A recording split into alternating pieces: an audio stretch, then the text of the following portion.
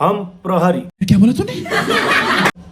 मान ल, माने में कहा जाता है। तो जब हम एज ए प्रहरी ड्यूटी पर रहे नी हाईवे में, तो कथी होला कि कोनो भी बाइक वाला जब आवेला तो हम ओकर बाइक के रोके नी, रोकला के बाद कहे नी कि ए भाई तिम्रो बाइक में 3 जना छ, तिमीलाई थाहा छैन सवारी को लिमिट नै 2 हो बाइक में भनेपछि तिमी यदि बाइक चढिरहेछौ 3 जना भने तिम्रो एक्सिडेन्ट हुने चान्सेस बढिरहेछ, तिम्रो साथसाथै अरूलाई पनि नोक्सान हुन सक्छ भनेपछि तिमी यो कुरामा विचार पुर्याऊ और ओकरा फाइन काट दिएला। ऊ भी सोचेला कि एक हिसाब से कि चलो भाई प्रहरी मेरो साथी हो भने त यति त गर्नु उचित नै हो, फाइन भयो केही छैन कह के चलो भाई देश उन्नति प्रगति में बा, हमरा से गलती भइल बा त सेचियावे के पड़ी। लेकिन अब हम प्रहरी ना है, तो प्रहरी ना भइला के हिसाब से अब हम पब्लिकली सोचे पब्लिक ट्रांसपोर्ट में जाए के पड़ेगा। तब हम का देखे नहीं कि सीट मिल जाओ कह के बस में हमनी के जाइल जाला, मान ली कबो जनकपुर जाता नहीं है सीट मिल गल कह के अपन सीट धर के बैठ जाला।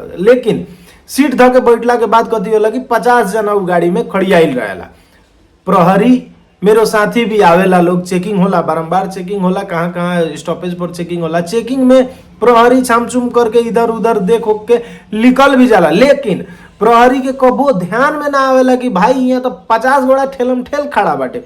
आ जब सवारी के लिमिट, सवारी के सीट से ज्यादा उमें आदमी पैक बाटे, तो अपने बताइए अगर बाइक पर 3 जना भइला से एक्सीडेंट हो सकता टे, तो गाड़ी में 40 गो सीट के बाद 50 जना खड़ा बता एक्सीडेंट हो सकता कि नहीं? क्या हो सकता? बात तो सही है।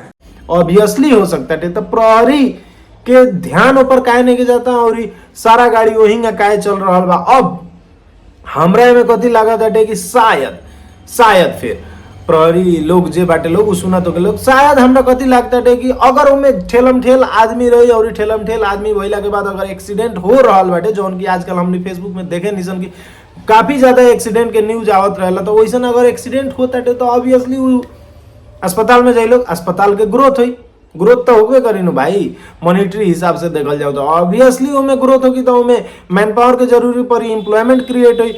फार्मा चली, दवाई तो बेचे के पड़ल, फार्मा में भी एम्प्लॉयमेंट क्रिएट हुई। फार्मा के जौन दवाई बनेला ओकरा रॉ मटेरियल पुगावे वाला कंपनी के ग्रोथ होगी, काहे कि ओकर भी सेल्स बढ़ी। जौन लॉजिस्टिक्स यूज होई, ट्रांसपोर्ट यूज होई, ओकर ग्रोथ। अरे कहना क्या चाहते हो? ग्रोथ बानू। अगर एक्सीडेंट हो रहा बा तो अपने के का लगता है कि एक्सीडेंट होको ओला 50 जना के ठेलम ठेल के एकदम चला भाई तू चलाते रह करल जाला, और बाइक पर चढ़े वाला 3 जना के रोकल जाला, फाइन करल जाला। अपने लोग के का लाग रहा बाटे?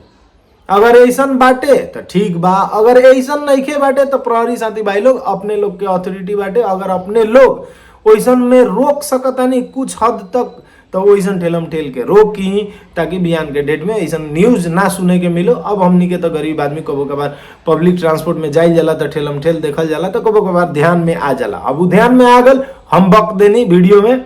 अपने लोग के का लगता, अपन राय सलाह प्रतिक्रिया, अगर हमरा से गलती भइल बा तो गलती भी लिख सकता नहीं। जय नेपाल।